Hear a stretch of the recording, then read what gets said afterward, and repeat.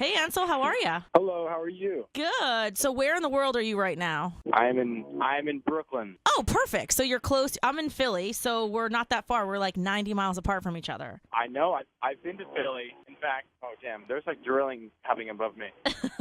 That's what happens when you live in New York. There's drilling everywhere. Exactly. But I've been to Philly, and I performed at this place called Soundgarden in Philly when I was doing a little DJ tour. Right. I remember that. That was like a couple months ago, right? You were on, and Soundgarden's like on the corner of like Delaware Avenue. It's right by the river. Yeah, actually, it feels like a couple months ago, but now it's almost 2 years ago. Was it? I haven't been DJing for a while. Yeah, I've sort of like transitioned now, and I've been doing music now that I'm singing under Ansel Elgort instead of under Ansola. Well, I obviously want to talk about Baby Driver, but since we're obviously a radio station, we want to talk about your music.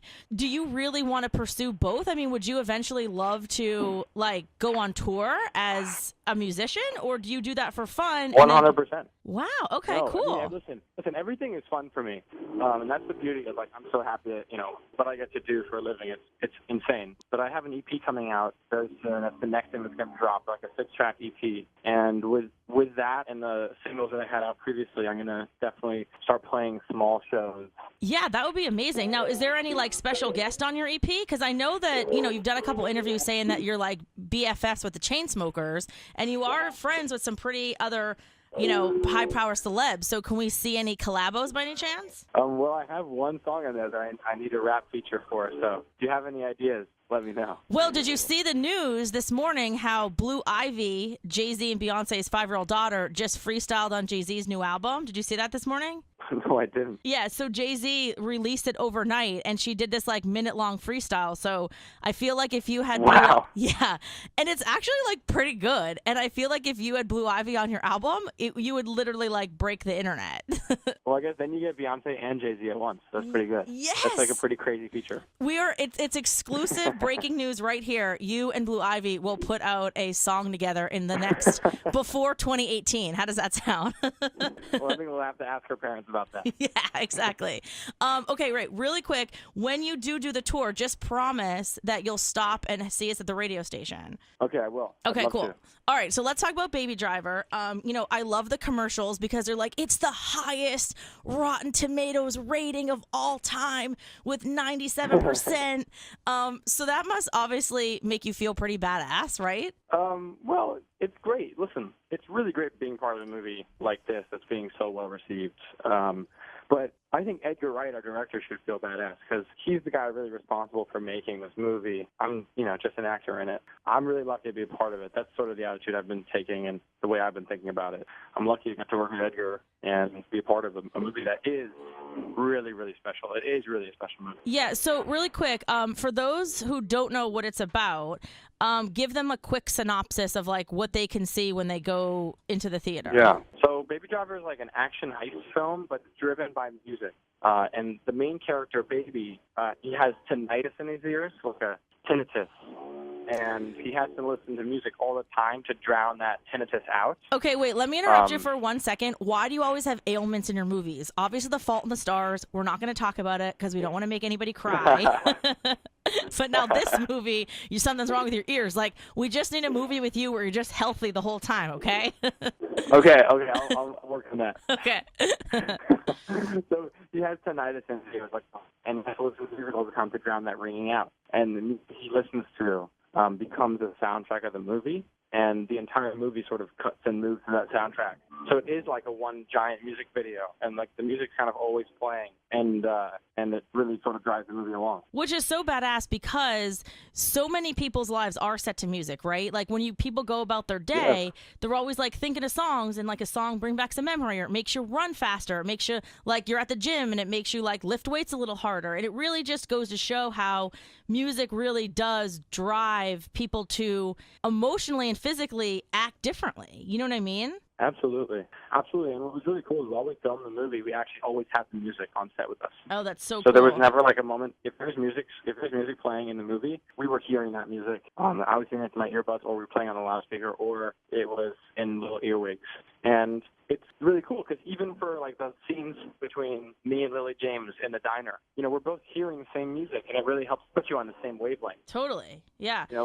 Because I feel like everyone has music in their head. Everyone is sort of moving to their own tune, to the beat of their own drum. But if you like actually put a beat in everyone's ear and everyone's listening to the same song together, I think it puts everyone closer in it on the same wavelength. Yeah, you wish that sometimes music, really unites people, and you wish that it could be that easy when. So, especially in like today's political climate, not to get serious, but sometimes music is the one that brings people together. You know what I mean? Yeah, I wish that we could do that. I know. So Kevin Spacey and Jamie Foxx also star in the movie. So this cast is like insane. So the two most important questions are, one, are you going to be on House of Cards? Or two, are you going to be on Beat Shazam?